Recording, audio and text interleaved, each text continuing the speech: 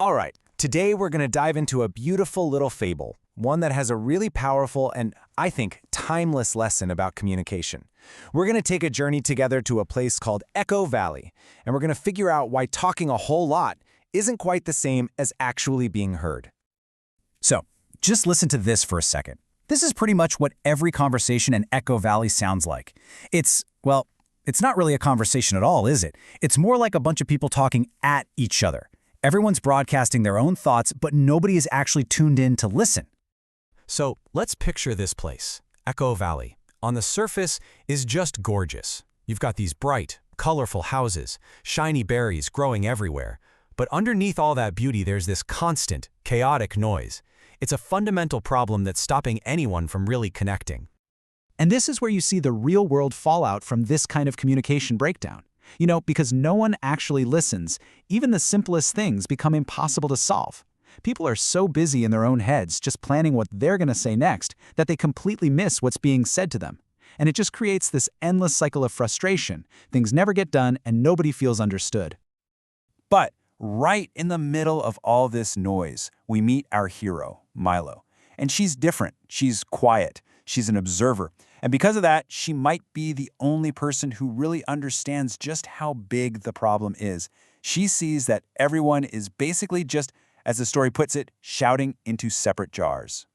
So, this awareness, combined with a feeling of being pretty lonely, sets Milo off on a quest. But she's not looking for gold or some kind of treasure. She's searching for something that's way, way more valuable. She's looking for silence. And it all kicks off right here. This quiet little moment of desperation down by the river. Her wish is so simple, so heartfelt, that it's almost like a magic spell. And guess what? Something answers. The keeper of the valley winds appears. This right here is her call to adventure. The keeper tells her about this ancient artifact, the lost windstone, and its power is something called mindful silence. Now look at this definition. This is so important. It's not just about not talking. It's about actively clearing out your own thoughts, your own mental chatter, to actually make space to receive what another person is saying. It's a total game changer. And of course, what's a good quest without a challenge, right? The stone is hidden away in the Whispering Gorge. And to get to it, Milo has to face two pretty powerful guardians. So yeah, the stakes are officially set. Okay, and this is the part where the fable really stops being just a story about Milo and starts being about, well, all of us. Her journey into this gorge isn't just about walking from point A to point B. It's a journey inward. She's about to face the exact same obstacles that prevent us from being good listeners in our own lives. Now, what's so brilliant about this story is that the guardians aren't some kind of fire-breathing dragons. They are literally the personification of our worst communication habits. You've got the echo of argument on one side. That's that knee-jerk instinct to immediately defend yourself. And then, on the other, you have the mist of assumption, that sneaky little voice in your head that whispers all your worst fears about what other people are thinking about you. So first up is the echo. Milo states her intention, she wants to help everyone, and the echo just immediately twists her words, screaming back at her that she's selfish and just trying to meddle. Sound familiar? It's designed to do one thing, provoke a fight, to drag her down into a shouty match that goes nowhere. And here is the key to her winning. It's so clever. She doesn't fight back. She realizes that arguing with an echo just makes it louder. The only way to win is to give it nothing to reflect back. So she chooses silence, and the echo, with nothing to twist, just fades away. The second guardian, oh, this one is even sneakier. The mist doesn't yell, it whispers, and it uses the voices of people Milo loves to plant these little seeds of doubt. It tells her all the things she's secretly afraid they think of her, that she's not good enough, that she's going to fail. It's a direct attack on her confidence. And how she beats the mist is just as insightful. She doesn't argue with it, she trusts herself. She realizes the mist is just feeding her fears, not telling her facts. She says a simple truth out loud, I am walking forward, and when the mist tries to lie about it, she sees it for the fraud it is. She beats it by trusting what she knows is true about herself over the scary assumptions it's whispering in her ear. So, having conquered her own internal barriers, Milo gets the wind stone. She comes back to Echo Valley, and she's not just carrying a magical object, she has a whole new understanding of what it actually takes to connect with people. And the scene she walks into could not be more perfect. It is peak Echo Valley chaos.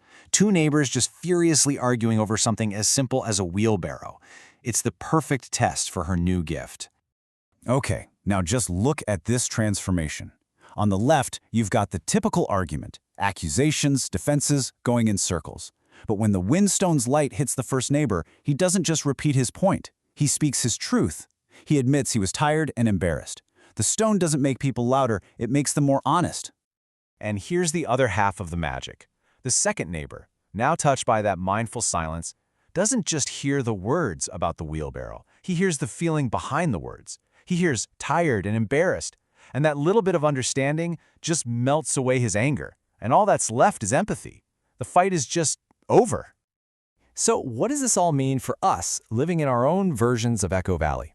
Well, the story's big lesson is that the windstone isn't really some magical rock we need to go find on a quest. It's actually a skill. It's a skill we all need to build for ourselves. And this is basically the roadmap. This is how we can all cultivate our own mindful silence. It's the same path Milo took. First, just resist that initial urge to argue back. Take a breath. Second, challenge those negative stories you tell yourself about why someone did something.